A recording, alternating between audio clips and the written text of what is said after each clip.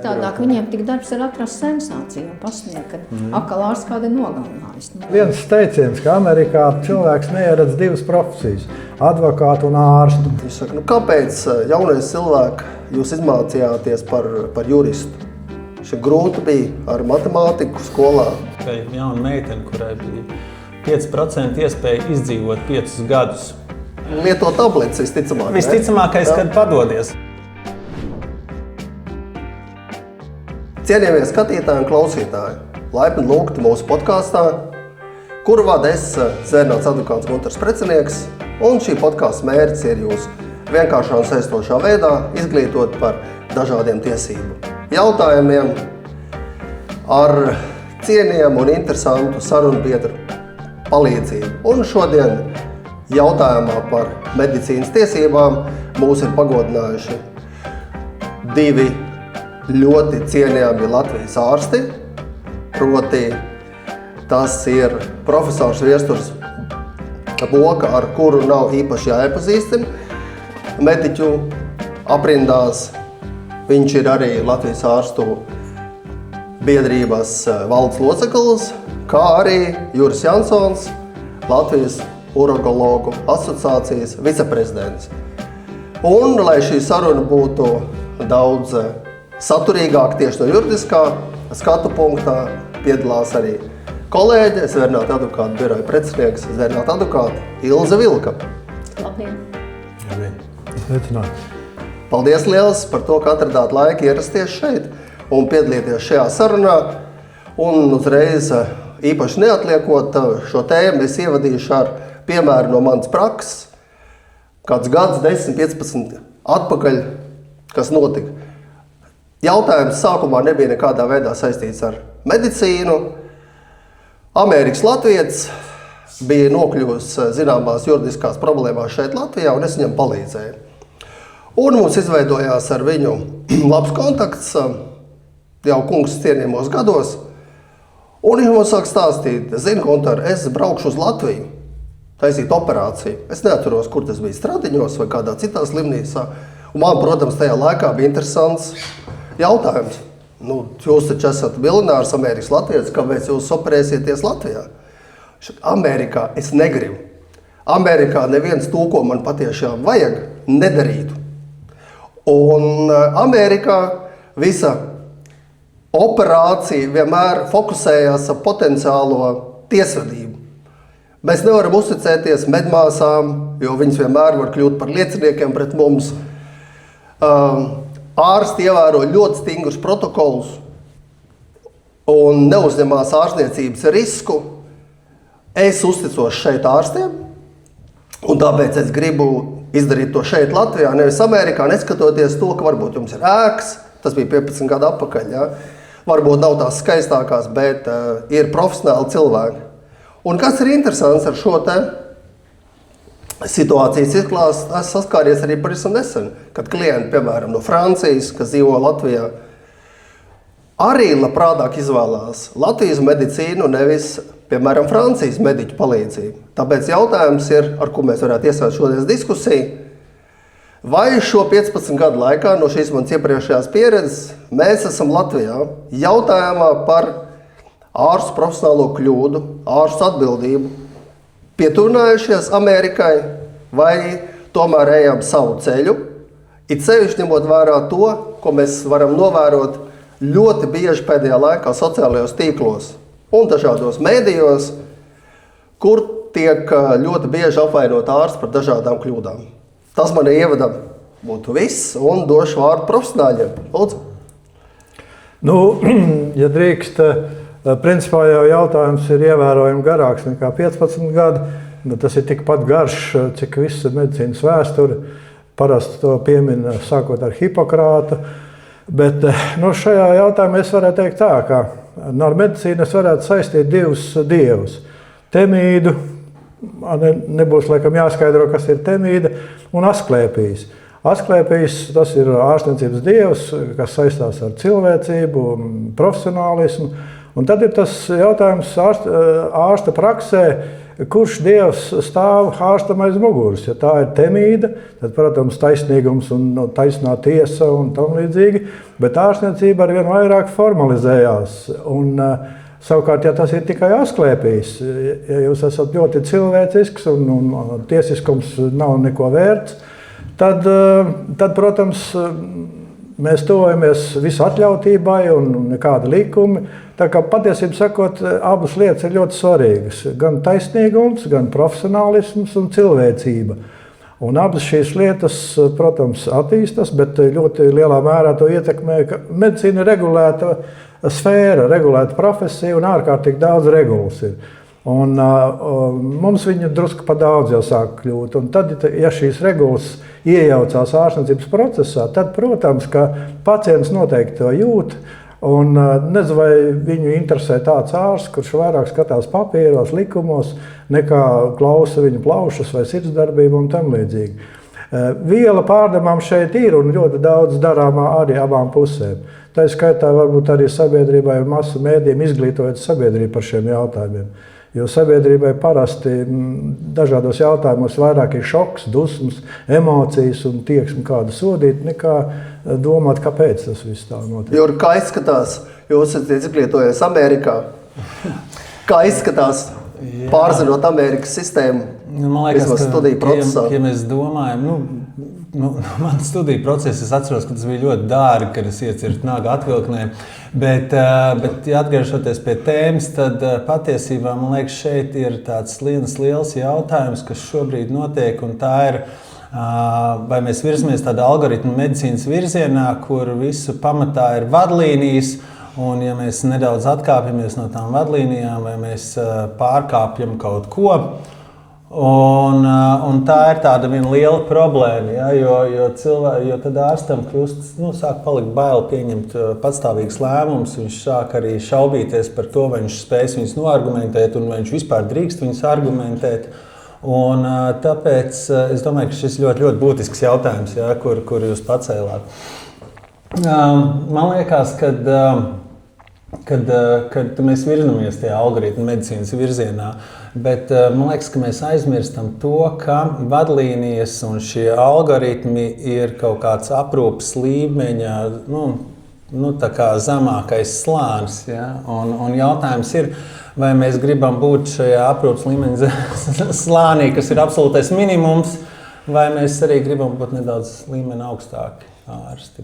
Tas ir tas jautājums. Man jau liekas, ka mēs mazliet turamies vēl pretī tomēr, arī tā algoritmu medicīnai. Un nerad to sauc par pavārgrāmatu medicīnu, ka mēs visi uzrakstīsim pavārgrāmatā, kā tad tagad būs jāārstē. Ir mums tomēr ārstniecības likuma ārsta profesionālā brīvība. Un viens teikums, ārsts savā profesionālā darbībā ir brīvs, un to vienmēr jautā, kā tad tā brīvs, kur 50 likumi un 150 ministru kabineta noteikumi, kas visi jāzina, visi jāievēro. Eiropas un Amerikas vadlīnijas. Jā, un nedrīkst kuras mēdz atšķirties. Jā.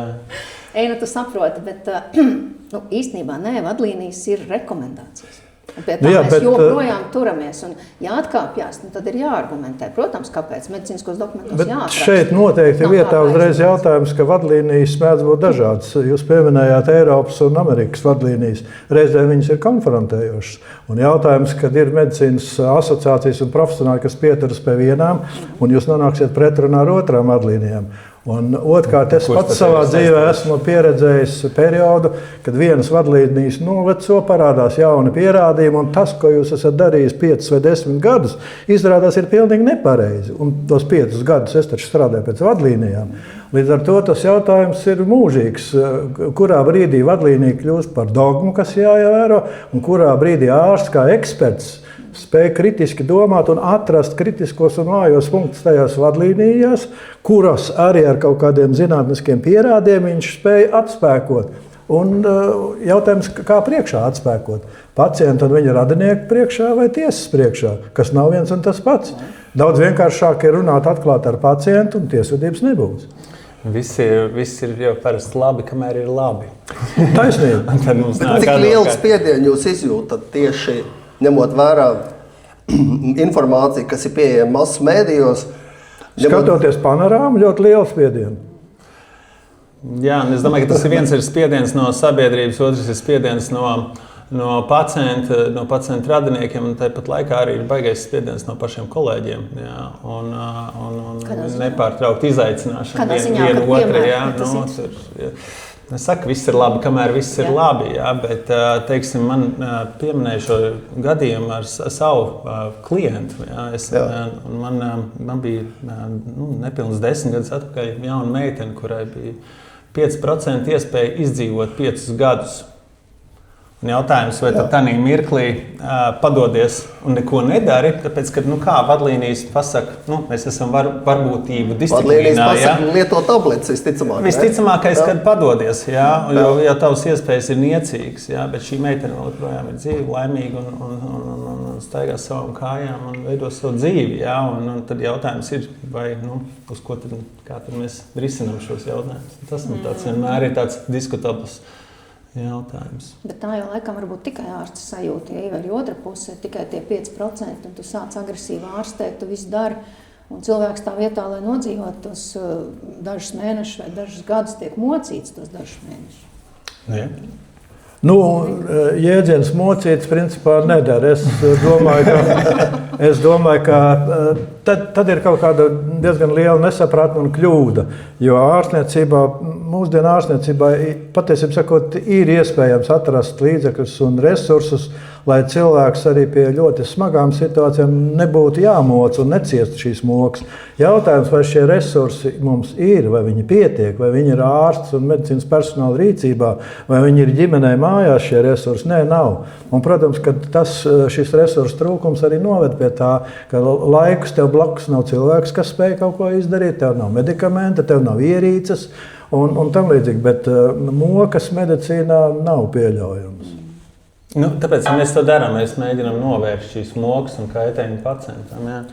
Jā, kaitējums, protams, ka mēs cenšamies to darīt, bet medicīniskās kļūdas un kaitējums un mirstība no šiem kaitējumiem ieņem 3. un 4. vietu pasaulē mirstības statistikā. Onkoloģija, sirds asinsvadu slimības un ļoti tuvu ir medicīniskās kļūdas.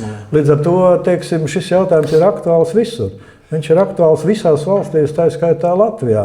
Lai gan es domāju, ka Latvijā pārāk daudz mēs nevaram šo statistiku savākt, jo tieksme ātri atrast vainīgo un sodīt noved pie tā, ka par šīm kļūdām mēs nemaz nezinām bieži vien. Bieži vien šīs kļūdas tiek traktētas kā medicīniskas komplikācijas, tas ir procents kaut kādā statistikā, un mēs nepietiekami runājam un analizējam šīs kļūdas. Jo mēs vairāk un atklāti par šīm kļūdām runāsim, jo mēs viņus neatkārtosim. Jo ir tāds teiciens, ka nav ko brīnīties par sliktu rezultātu, ja jūs visu laiku pieļaut vienu un to pašu kļūdu. Šī kļūda ir jāsaskata, jāatrod un jānovērš. Bet mums jau bieži vien sabiedrībā interesē jautājums, kurš to izdarīja un kāpēc viņš nav sodīts. Kā no valsts, precīzāk sakot, veselības inspekcijas puses, vai jums ir bijusi pieredze komunikācijā? Es domāju, plašāk, ne tikai konkrēti jums personiski, bet šādos gadījumos, kad ir runa par medicīnisko kļūdu, un cik daudz ir pieeja formāli un cik daudz tomēr notiek iedziļināšanos jautājumos pēc būtības? Principā inspekcija katru gadu saņem apmēram 1500 iesniegumus, no kuriem 3. daļa ir par medicīnas kvalitāti, par kļūdām, par nepareizu kaut kādu rīcību. Tas ir slimnieka vai nelaiķa vai viņu piederīgo uzskatā. Un no šīm, teiksim, tad apmēram 500 šādas sūdzības, 3. daļa inspekcijā tiek analizēts un atzīts par pamatotām. Tas būtu apmēram 150 gadījumi, kuros varētu saskatīt ārstniecības procedūru vai medikamentu vai operāciju rezultātā radušos kaitējumu. Tad ir mums, paldies Dievam, šis ārstniecības riska fonds, bet tad jums ir jāpierāda, ka šis kaitējums ir radies ārstniecības rezultātā. Un vidēji katram cietušajam vidējās summas ir 10 līdz 20 tūkstoši eiro. Bet ko es gribētu teikt, jautājums, uz ko mums vajadzētu virzīties, ir tās saucamās bezvainas kompensācijas. Daudzās valstīs tādas ir, ka jums nav jāpierāda vaina kāda, Bet, ja jūs esat pierādījis, ka negadījuma rezultātā pacients ir ciets un viņam ir kaitējums, tad ir sistēma, kas to apmaksā. Un tad vēlāk spriež par vainu vai nē. Mums vispirms ir jāpierāda vaina, un tikai tad jūs varat pretendēt uz kompensāciju. Mazliet jau tas ir pamainījies. Man liekas, ka profesors medicīnā neveiksmes būs. Protams. Nesanāks lietas cilvēkiem būs... Viņi mirs, jā, viņi varbūt neizdzīvos, viņi varbūt paliks invalīdi. Šis kļūdas būs vai neveiksmes. Jautājums ir, vai tā ir kļūda, vai tā ir ārsta kļūda, vai tā ir sistēmas kļūda, vai tā ir vienkārši šīs varbūtības viena no daļām. Jā. Un man liekas, ka to ir ļoti svarīgi atdiferencēt, kad ir šie vairāki līmeņi, jā, kurus ir jāanalizē. Jo man liekas, ka ļoti svarīgi to ir arī patiesībā sabiedrībā par to runāt. Ja? Jo, piemēram, ja mēs palasām komentārus vai mēs redzam, ka noticis ir kaut kāds notikums medicīnā, un tad sabiedrība redz, ir noticis kaut kāds notikums. Šausmas kaut kāds ir notikušas, kurš ir vainīgs. Un tad tas ārsts ir vainīgs. Ja? Bet varbūt tur ir apstākļu kopa, ka, ja tu to izanalizē, ja, tad tā ir varbūt novēršama kļūda, nenovēršama kļūda, individuāla kļūda, ārsta kļūda, sistēmiska kļūda. Ja. Un mums, man liekas, Latvijā, ko es esmu tā novērojis, salīdzinājumā ar citām valstīm, ir tas, ka mēs dzīvojam šajā sodīšanas režīmā. Mēs gribam kādu sodīt, mēs gribam atrast vainīgo. Tu esi vainīgs, tevi jāsoda, tevi jāatlaiž, tevi es nezinu. Tu nedrīkst vairāk neko darīt. Un līdz ar to tas veido tādu vidi, kur mēs tiešām, kā profesors teica, neanalizējam kļūdas. Ja? Ilse, tu darbojies ar fondu ikdienā. Vai fonds pilda tādu amortizātoru funkciju? Principā tā vajadzētu, ka viņam darboties, kā īstenībā ir. Kā tu to jūti? Fonds bija tā iecerēts. Īstenībā bija ārkārtīgi labi iecerēts. Doma, ka būs tāda valsts veidot apdrošināšanas sistēmu, kur ārstniecības iestādes iemaksā fondā nosacīt prēmijas, un ja kaut kas notiek, tad pacients saņem atlīdzību, un ārstniecības iestādē un ārstam nekas par to visu nav. Bet tas izpildījums, diemžēl, ir diezgan bēdīgs. Tiesa gan, kāpēc es pieminēju, ka pēdējā laikā uzlabojumi ir, tie ir attiecībā uz to, cik ļoti tā vaina jāpierāda. Tas mums ir drusku mazinājies. Manuprāt, kāds pāris gadu atpakaļ bija augstākās tiesas spriedums, kas teica, ka tomēr nav pilnībā jāpierāda, ka ārstniecības persona ir vainīga. Paticamības robežās pietiek, kad ir pierādīts, kad ir nekvalitatīva ārstnieciskā rīcība bijusi, un tad jau tas ir pamats izmaksāt. Tā kā nav gluži mums jāiet uz to pierādīšanas standartu kā krimināllietā vai kā civillietā. Ir tāds teiciens, ka ārsti vienmēr ir atbildīgi par šīm kļūdām, bet nevienmēr viņi ir vainojami pie tām. Un te ir liela daļa patiesības. Un riska fondā tur vēl tāda nianse, pacientam jau diezgan vienkārši vērsties. Tādā ziņā tā sistēma ir laba. Tu uzraksti, tev ir vienots formas iesniegums, faktiski tāda tabuliņa, kas jāizpilda. Viss, kas prasīts, saraksts iesniedz, un tad jau veselības inspekcija tālāk vērtē. Tur nav tā, ka tev jāiet ar saviem pierādījumiem, un pašam kā civillietā jāpierāda no A līdz Z. Tā nav detektīvs jāņem vai jurists. Tiesa medicīniska ekspertīze pašam nav jāpasūt jautājumu, nav šeit tikai viena problēma ir, no kurienes tas fonds ņem līdzekļus. Un parasti jautājums jau ir tāds, ka šajā fondā līdzekļus iemaksā paši pakalpojumu sniedzēji. Un šie fonda, iemaksas pieaug. Un mēs zinām, ka ārstniecības iestādes visas strādā ar negatīvu budžetu. Lielākai daļai no lielajām ārstniecības iestādēm, kur šīs kļūdas rodās, jo gadījumi ir sarežģītāki, šīs izmaksas pieaug. Un tas nozīmē, ka šīs izmaksas nevar investēt attīstībā un nākošo gadījumu profilaksē, drošības politikā, bet mums jāmaksā šajā fondā. Un šeit noteikti varētu runāt par kaut kādu lielāku līdzdalību no valsts budžeta. Nezinu gan, profesor, no kā tā privātās ārstniecības iestādes tiek smuka galā un vēl pēļņu redziet, privātajās, tas ir ļoti labs jautājums. Es nezinu, vai tas ir atklājams temats, kur kļūdas rodas vairāk privātajās vai valsts iestādēs. Jautājums ir par gadījumu sarežģītību, par gadījumu sarežģītību un kādos gadījumos kļūdas rodas. Vai viņas rodas standardizētos vienkāršos gadījumos operācijās, piemēram, standarta holecistektomija, vai viņi rodas jau ielaistos gadījumos ar dzelti, ar iesprūdušiem akmeņiem, kuras maz ticams nonāk privātajās ārstniecības iestādēs. Tā kā šeit ir diezgan liela diference, bet es negribētu mest akmeņus kaut kādos lauciņos. Tikai, bet patiesībā taisnības labā tas jāpiemina. Bet interesanti atgriežoties pie sākuma. Amerika versus Latvija. Ja? Kā tas ir? Neskatoties uz to, ka viņi iet šajā algoritmu medicīnas virzienā, neskatoties uz to, ka viņiem ir šis lielais juridiskais sloks un apdrošināšana, viņi tomēr ir vadošā, viņi virza medicīnu pasaulē. Ja? Tā kā tas arī ir tāds... Tad bailes būt iesūdzētam virza medicīnu? Tā provocējuši nedaudz. Par Ameriku ir viens teiciens, ka Amerikā cilvēks neieredz divas profesijas – advokātu un ārstu. Un kāpēc? Tāpēc, ka viņš dzīves posmā kādā ir spiests būt atkarīgs no viena vai no otra.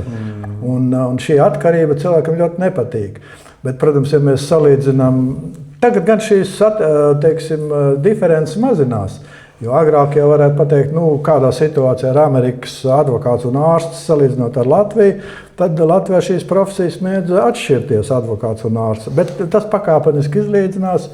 Un Jurģis Liepnieks jau bija pieminējis diezgan tendenciozi, ka viņas ļoti smagi sāk izlīdzināties. Un, tā kā, abas šīs atkarības situācijas, kad pacients jūtās tā kā sekotājs, šis paternālais modelis, ka ārsts izlēmj un pacients dara, viņš jau ir jāmaina uz kaut kādu cieņu pilnu partnerību, jo pacientam ir jālīdzdarbojās. Tā ir ražotne, kur pacients pats ražo savu veselību. Viņš aktīvi piedalās.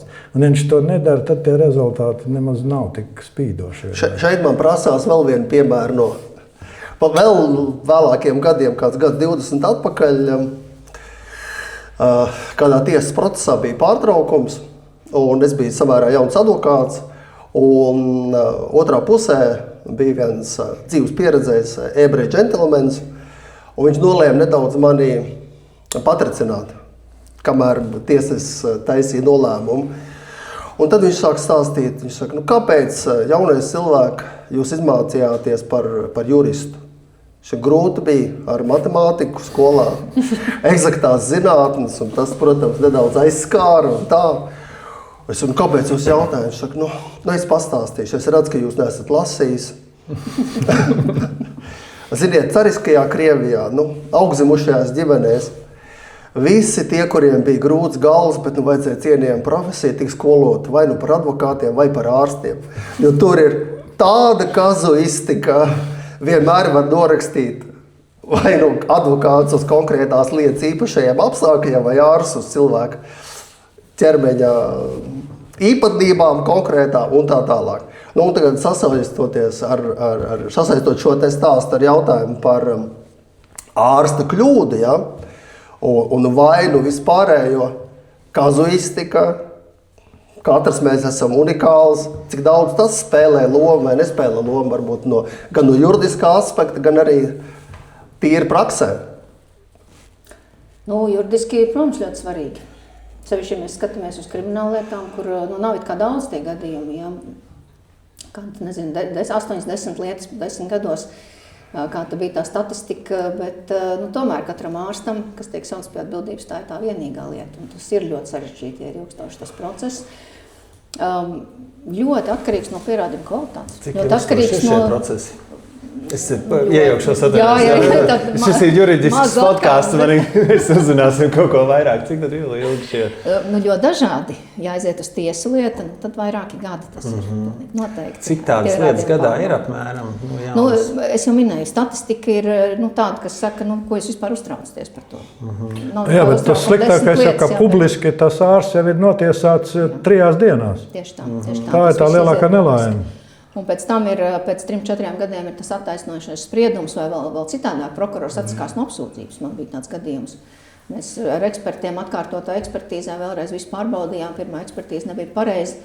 Un prokurors, ja jau tā, tad viss skaidrs, tad atsakās no apsūdzības. To jau vispār nepublicē. Kādi ir maksimālie un minimālie sodi? Ļoti dažādi. Tāda reāla brīvības atņemšana, manuprāt, kad ir viens gadījums, arī tā lieta vēl nav beigusies. Ir, bet tur gan ne ārsts, bet laikam ārsta palīgs bija vainots. Un viņš arī neatzina vainu un mēģināja cīnīties līdz galam. Un tika atzīts par vainīgu. Tad, ja neatzīst, tad skaidrs, ka tas sots ir smagāks.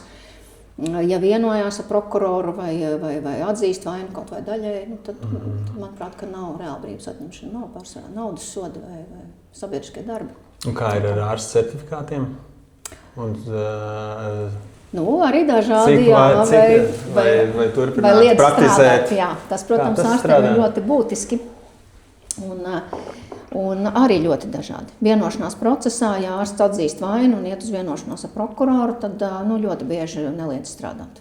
Tad vēl, protams, kā ar cietušo tā vienošanās, jo pret ir cietušais, kurš saka, nē, tādam tik sliktam ārstam nedrīkst ļaut strādāt. Tad kādu tiesa tur apstiprina to lēmumu.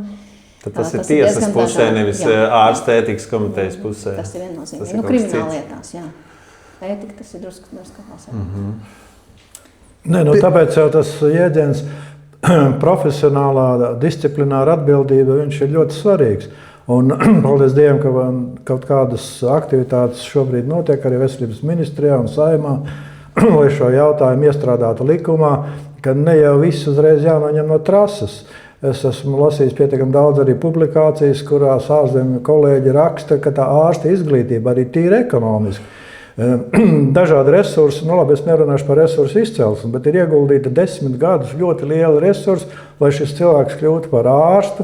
Un tālāk mēs vienas kļūdas dēļ, kura vēl ir jāpierāda, un pēc vairākiem gadiem izrādīsies, ka tas nemaz nav tā, šo cilvēku noņemam uzreiz no trases. Tas tīri ekonomiski ir diezgan lieli zudumi. Un līdz ar to tam profesijas aizliegumam vajadzētu būt diezgan vienam no pēdējiem, kritērijiem. Un tāpēc šī profesionālā disciplināra atbildība, kad cunfta lemj par tevi, analizē tavu gadījumu, tas jau vien pietiekami liels pārdzīvojums ir kolēģiem, kurš ir kļūdījies.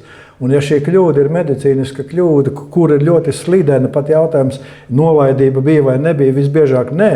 Tā ir, kaut kādas anatomiskas īpatnības. Piemēram, žultsceļa ķirurģijā ir zināms tāds papildus žultsvads, kas atverās nevis tur, kur parasti, bet aknu ložā citā vietā. Un ja ķirurgs viņu operācijas laikā nepamanā, un viņu var nepamanīt, ja viņš ir ļoti sīks, tad viņš pēc operācijas rada žults noplūdi, peritonītu, vēderplēves iekaisumu, atkārtot operāciju un tā tālāk. Jautājums, vai to varēja pirms operācijas noteikti? Varēja, ja visiem cilvēkiem izdarītu magnētiskās rezonances holangiogrāfiju. Tāda resursa mums nav un nebūs, un tāpēc šādas kļūdas ir. Jautājums vai tā ir kazuistika vai kļūda? Nē, saprotiet, ka jautājums vēl ir tāds, ka daudzās ķirurģijas grāmatās šo sauc par laparoskopiskās holecistēktomijas komplikāciju. Ir noteikts skaits, kad šis situācija rodās, un tā ir komplikācija. Bet viņu tikpat varētu skatīt analīzēs kā jatrogēna kļūda. Ārstu nepamanīt situāciju. Un šī robeža ir tik trausla, ka šādās situācijās es te nemēģinu attaisnot. Es pietiekami atklāti runāju, ka es daudzos gadījumos nevaru pateikt, kur ir īsta taisnība. Un nezinu, vai kāds tiesnesis to tik vienkārši var pateikt. Pirms mēs turpinām, es lūkšu mūsu klausītājiem un skatītājiem, ja viņus ir ieinteresējuši šī diskusija, šērot un laikot, dalīties, lai mēs varam arī vēl tāpat turpināt ar citām tēmām diskutēt. Un profesori, jūs jau pieminējāt atbildību profesionālajā vidē, un ja es būtu parastais sociālo mediju sakotājs un šī podkāsta klausītājs, es tagad uzdotu jautājumu. Bet ka tu tur vārni acī neknāps. Vai tieši otrādi, pretēji knāps? Man grūti piekrist salīdzinājumam vārni. Tas ir tikai teiciens. Negribētu savus kolēģus dēvēt šajā vārdā, bet nē, es domāju, ka mūsu profesionālā ieinteresētība ir panākt to, lai mēs strādājam droši. Jo katram ārstam strādājot drošos apstākļos ar drošām pierādītām metodēm ir lielāks gandarījums sasniegt labu rezultātu. Un es domāju, jūs neatradīsiet nevienu tādu medicīnas kolektīvu, kurš būtu, teiksim, ieinteresēts un maksimāli bieži šīs kļūdas slēpt. Bet šo momentu nevar pilnīgi ignorēt, ja tā sabiedriskā rezonance bieži vien mēdz būt ļoti dramatiska, šausminoša, nogalināja, šausmas un tam līdzīgi, ka tas ir ļoti nepatīkami ne tikai pašam ārstam savā kolēģu vidū, viņa ģimenes locekļiem, un viss šī rezonance ap šo gadiem mēdz būt tāda, ka tā vai citādi šīs kļūdas bieži vien mēdz slēpt. Un tas ir, par ko mēs jau sākumā pieskārāmies, tas ir tas otrs jautājums, ka šīs kļūdas netiek pietiekami analizētas. Tad ir jautājums par to knāpšanu. Kur ir tā izeja? Izeja, protams, ir atklātība. Bet jautājums jau nav tikai medicīnā. Jautājums, cik mūsu sabiedrība vispār ir gatava uz atklātību. Ne tikai ārstniecībā, bet visās jomās. Un es domāju, ka te vēl tāls ceļš ejams. Jā, ir jau tā cietusī puse. Viņiem jau ir emocijas. Viņi jau saka, kungs, bērns nomira. Un sajauca pudeles. Mēs sakām vienkārši sajauca pudeles, bet tur bērns nomira pret Dievu. Saka, kā tas var būt, ka neviens nebūs vainīgs? Es arī ar vienu prokuroru par šo runāju. Saka, es saprotu medicīniskā kļūda, es to visu saprotu, bet tomēr, ja cilvēks nomirst, tad taču krimināls sods ir vajadzīgs. Tā ir tāda izpratne, tāda pieeja. Mirstība pie dažādām saslimšanām medicīnā ir. Un jautājums, ja mēs kaut vai pusi no šiem gadījumiem virzīsim uz šo jautājumu, es domāju, ka strauji samazināsies cilvēku skaits, kas gribēs nodarboties ar ārstniecību. Tas ir loģiski. Jā, par to knāpšanu acīs, man liekas, ka tas tāds arī ētikas jautājums ir, kā tu izturies pret kolēģiem un kā notiek šī komunikācija. Bet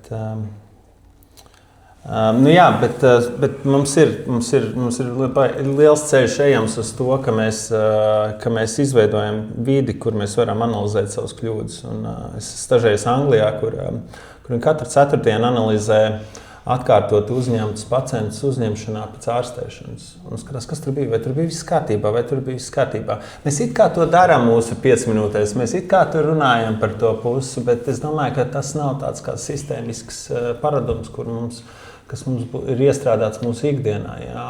Un varbūt tas arī, jo tieši tā, mēs bišķiņ slēpjam savas kļūdas, un tas ir gaužām nepareizi. Ir jau vēl jautājums, kad vajag analizēt gandrīz notikušas kļūdas.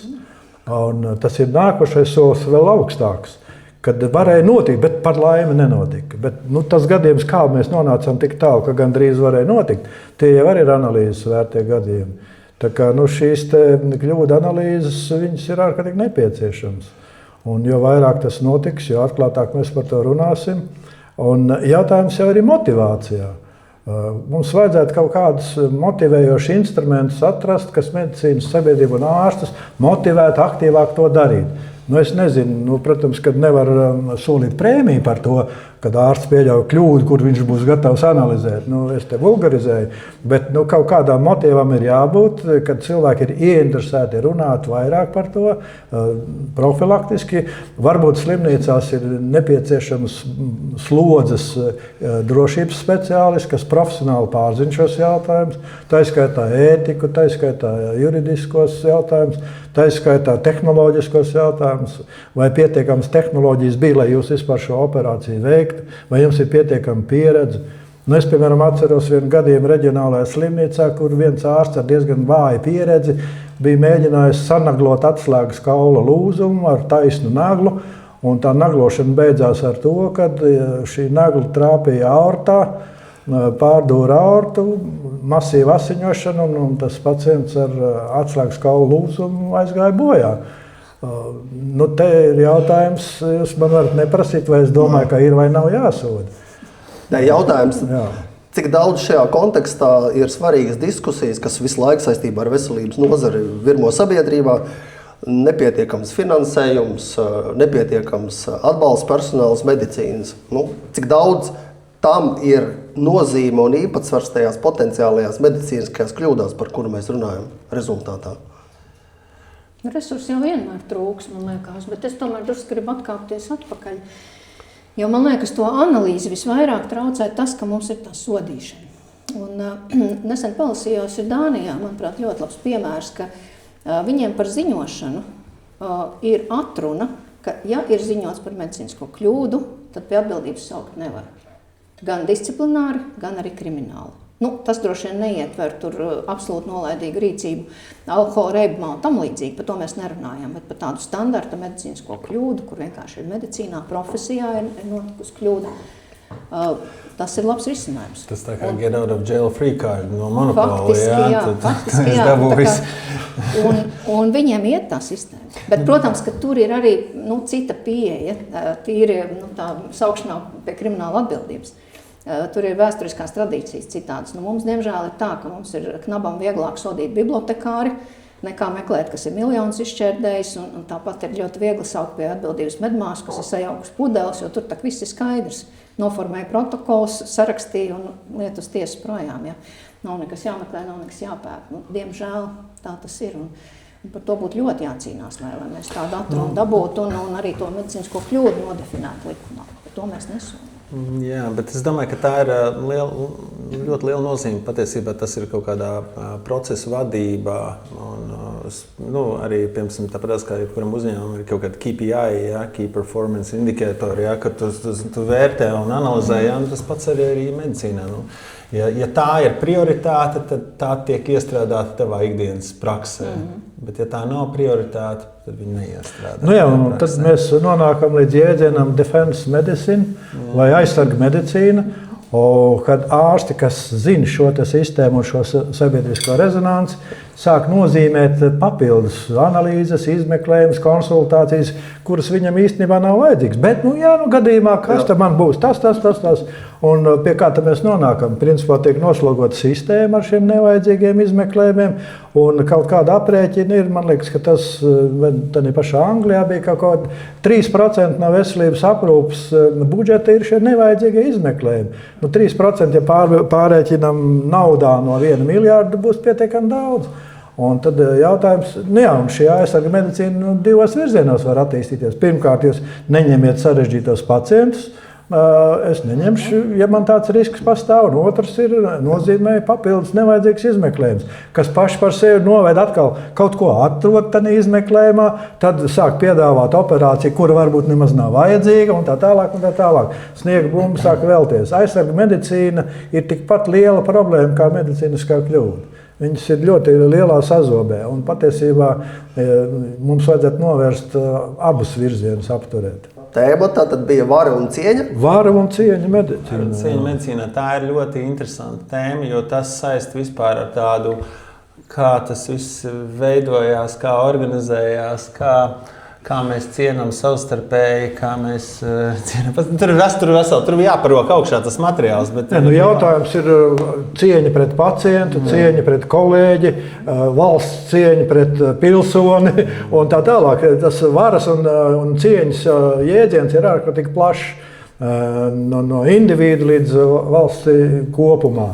Empātija arī tajā visā kaut jā, tas sākotnējais modelis, tas paternālais modelis, kad ārsts bija tas gudrais, kas pateica, viņam bija dievišķas spējas un cilvēce uztvēra slimību kā dieva sodu, un tad tas gudrais nāk, un viņš mani vada cauri šīm ciešanām, un kaut kad 20. gadsimta vidū jau, kad ārsti kļuva par zinātniekiem, un cilvēks sāk apšaudīt, paga, ko tie zinātnieki, uz kurieni mūs te ved, un tad nāk otrais pasaules kārš ar visādiem ārsta noziegumiem un tā tālāk. Un beigās attīstās jau pacienta tiesību jautājums, un šis jēdziens no tā, ka es akli sekošu ārstam, kas man kaut kur ved, jo viņam ir vāra, viņam ir zināšanas, viņš man var ierobežot, viņš man režīmu nosaka, viņš man liek gulēt, kas tā pa lieta. Ja? Izģērties un tā tālāk. Tad šobrīd, ja mēs esam nonākuši tik tālu, ka mēs esam tuvu līdzsvaram, un man mazliet bailes, un varbūt es negribētu, ka tā vara pāriet pilnīgi otrā pusē, ka pacients tagad pateiks ārstam, kādu operāciju viņš grib. Starp citu, tādi precedenti ir bijuši, Saeimā pat likuma projekti tādi bijuši, kad pacients varēs pateikt, man lūdzu šo operāciju, un ja ārsts tagad atsakās šīs vēlmes izpildīt, viņš neseko šai pacienta varai, tad rodās problēmas. Jo tā pacientam ir divas problēmas. Viņam vajag atšķirt, vai tās ir viņa vēlmes, vai tās ir viņa vajadzības. Un tā ir ārkārtīgi liela starpība. Ārsts noteikti būtu pirmais, kas viņam jādara, jāapmierina šīs vajadzības. Bet ar vēlmēm ir drusku tā kā... Ziniet, profesori, tad, kad mēs sākam runāt par vēlmēm, tiesvedībās, juridiskajā praksē, mēs sākam runāt par principu lietām. Principu lietas maksā visvairāk, visdārgāk vienmēr visiem. Tāpēc, ka tā nav vajadzība, tā ir vēlme. Es domāju, ka medicīnā kaut kas, un tu vari samaksāt ar savu veselību. Bet tādā pašā riska fondā ir arī pietiekami daudz iesniegumu, caur kuriem, ja viņu analizē, var atrast to, ka pacients sūdzas tāpēc, ka viņa vēlmes nav piepildījušās. Un te otrs jautājums, cik lielā mērā ārsti atrod laiku pirms kaut kādas procedūras un ļoti sīki izrunā komplikācijas, kas būs un kāda būs funkcionalitāte. Rēta nebūs, bet funkcionalitāte jums būs slikta. Un to es nevarēšu grozīt un tā tālāk. Un es esmu arī dažus gadījumus vērtējis un ir šīs piekrišanas formas. Apskatoties uz to formu jau redzam, ķeksīši savilkt, ir pat kaut kāds paraksts, grūti saprast, kurš tur ir parakstījies ārsta vietā. Tā kā šis izskaidrošanas jautājums pat pie slikta rezultāta, ja jums ir izcila komunikācija ar pacientu, viņš ir sapratis, kāpēc rezultāts ir slikts, viņš ir gatavs samierināties ar šo slikto rezultātu, jo viņš ir sapratis, kāpēc. Ka tā nebija ārsta vaina vai nolaidība, bet tā bija viņa slimības izraisīta kritiska situācija ārstniecībā. Tās fineses ir ļoti bagātīgas šeit ir. Bet vai nav daļa tādas sabiedrības, kur uzskata, ka viņai vienkārši kaut kas pienākās? Ja? Ceļši iesaistās juristi, ārstāvi. Vispār ir interesanti tas juridiskais karš starp advokātiem, tiesnešiem un ārstiem ir diezgan sens. 19. gadsimta beigās Vācijā bija tā tiesasprāva, kur ārsti notiesāja par to, ka viņš bija gangrenozu kāju 12-gadīgam zēnam amputējis. Viņš ļaus viņam nomirt, kā teica tēvs. Jo bērns ar vienu kāju ģimenē tajā laikā bija kroplis un pilnīgi nekur nederīgs un tikai kopjams. Un tēvs uzskatīja, ka jāļauj nomirt, un ārsts tomēr izglāba dzīvību un tika notiesāts valsts tiesā un saņēma kriminālu sodu. Un, to vispār Vācijas tādā ārstu tiesību, medicīnas tiesību literatūra atzīmē kā tādu pagriezienu punktu, kur sācies karš starp ārstiem un juristiem. Protams, ka mēs esam krietni tālu šobrīd aizgājuši, jo mums ir pacienta tiesības, mums ir bērnu tiesības, un tas viss ir, bet šis princips nekur īsti tā pavisam pazudis nav. Tas jau jāturprātā ir, kā cilvēki grib cīnīties. Tas ir ļoti labs stāsts. Šis ņems līdzi, jā.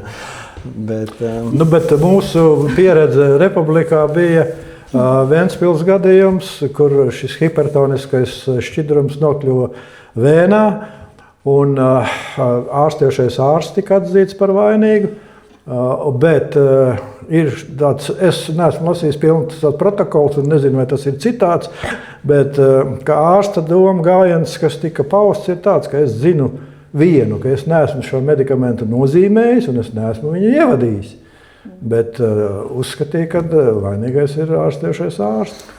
Jā, šeit vispār arī ir diezgan liels spiediens vispār uz ārstu Latvijā tīpaši, ko es izjūtu, ir tas, ka viņš par visu ir atbildīgs. Saprot, tur visas procesas, ordinācijas režīmi, tur pirms operācijas sagatavošana, pēc operācijas aprūpe. Tas viss process, kas tur notiek, viņš beigās darba nespējas labs izsniegšana, recepšu izrakstīšana, pacienta tas raksts ir garš, bet tajā procesā ir iesaistīti it kā ļoti daudz cilvēku, bet rezultātā atbildību nes tikai ārsts. Interesants jau ir latviešu valodā pats jēdziens ārstējošais ārsts. Jautājums, kāds viņš vēl varētu būt. Tas nāk no padomju laikiem, ļečašķī vrači, bet, ja mēs drīkstam pieminēt krievu valodu, tad tur ir divi vārdi, vrači un ļekari, ja, ārsts un dziednieks. Un tad jautājums ir, ka patiesībā sakot, ja ārsts nav dziednieks, tad viņš ir slikts ārsts. Bet pats jēdziens ārstējošais ārsts ar visām kaut kādām juridiskām niansēm mūsdienu multidisciplinārajā medicīnā, kur ir tik ārkārtīgi daudz konfrontējošu diagnozi, jo neviens pacients jau nav ar vienu slimību. Ļoti daudziem ir blakus slimības, un bieži vien ārstēšanas metodas un medikamenti konfrontē savā starpā. Un tad tas viens ārstējošais ārsts vairs nav speciālists 3-4 nozarēs. Un, savukārt juridiski, ja slimnieks pacients nonāk kaut kādā ārstniecības iestādē, tad uz tās medicīnas dokumentācijas joprojām ir šis jēdziens – ārstējošais ārsts. Un, ja mēs gribam ātri atrast vainīgo, tad visātrāk ir, ja kurš ir ārstējošais ārsts, tad to arī sodām. Un bieži vien tas ir ļoti netaisnīgi. Nē, tā nav tā, ka tomēr vienam atbildīgam ir jābūt.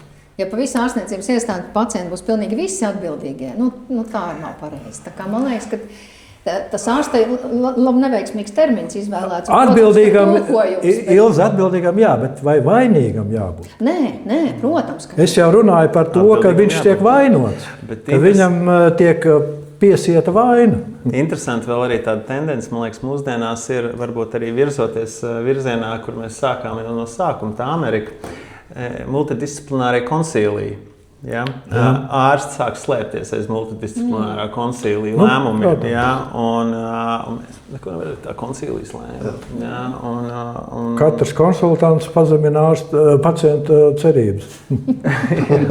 Tā kā tās tendences ir dažādas, ja? Un tie varbūt tādi dabīgie aizsardzības mehānismi, kas veidojās. Bet tā problēma nav arī ļoti šaura medicīnas nozara veidošanās.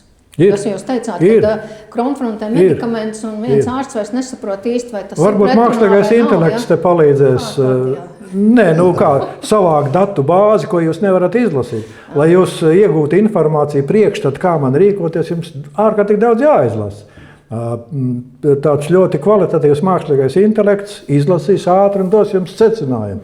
Tikai, protams, kad jautājums, cik tas būs likvīds un lietojams. Jā, bet tā ir problēma, ka mēs varbūt kļūstam super specializēti, bet pie tās informācijas gūzmas, kas šobrīd pasaulē ir pieejama un kas mums it kā ir jāzina, arī tajā pašā uroloģijā. Ja? Tev ir 5 audzēji, katram ir vadlīnijas uz pārsimts lapām, kuras tev ir jāzina.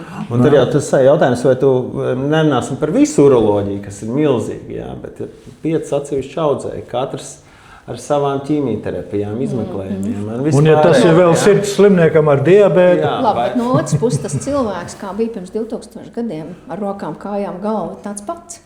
Viņš jau tik nav mainījies. Bet izdzīvotība ir pieaugusi kādas 4 reizes. Tā ir varbūt atšķirība. Dabiski atlas nenotiek. Kas skatās vecos baznīcas ierakstus, tad redz, ka visi miruši 30, 40, 50 gadiem.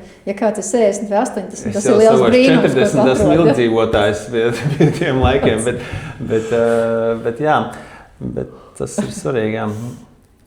Bet, tad varbūt arī tā, man liekas, tas uzsvars vispār, par ko mēs šodien runājām, te bija tas, ka mēs tiešām esam tajā varbūtību disciplīnā, medicīnā, jā, un katra komplikācija nav kļūda, un katra kļūda nav ļaunprātība, un tā sistēmiskā drošība ir svarīgāka par viena individu kļūdu.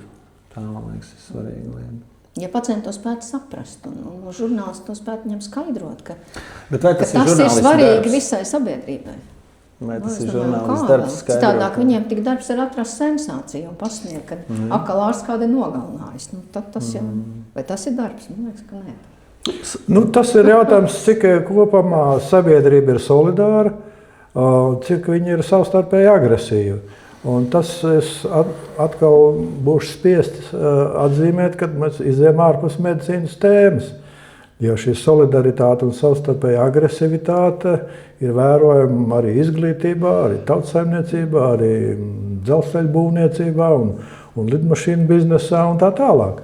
Cilvēki ir agresīvi un viņi meklē vainīgos. Bet vienā laikā es esmu pamanījis arī, ka mēs Latvijā dzīvojošie un šie viensāti principi cilvēki, jā, patiesībā bieži vien nemākam savstarpēji komunicēt. Mums būtu bišķiņ jācenšas nedaudz labāk savstarpēji sarunāties un noteikti daudzi no konfliktiem un kļūdām, un tas viss varētu būt, mēs varētu izbēgt no tā, ja mēs nedaudz vairāk veltītu laiku sarunām. Nu, tā. Nevis formalizēšanai. Jā, mums skaidrošanai, runāšanai. Jāiemācās spērt pa bumbu, nevis pa kājām. Un tad arī būs vārti. Kaut kā tā. Diemžēl laiks skrien ātri uz priekšu, mēs jau tuvojamies mūsu šodienas podcastu noslēgumam, un varbūt tāpēc noslēgumā būtu Man tāds ir, ka mēs tikko iesildīsim. Es tikai jau tā kā sāku jau atvērties. Es domāju, ka mēs varam turpināt šo diskusiju arī vēl kādā no nākamajām sērijām, jo temats tiešām ir gan plašs, gan dziļš, un arī sabiedrība interesējošs. Neskatoties uz to, saistībā ar šodienas tēmu, kāds viens priekšlikums tieši no profesionāļu puses.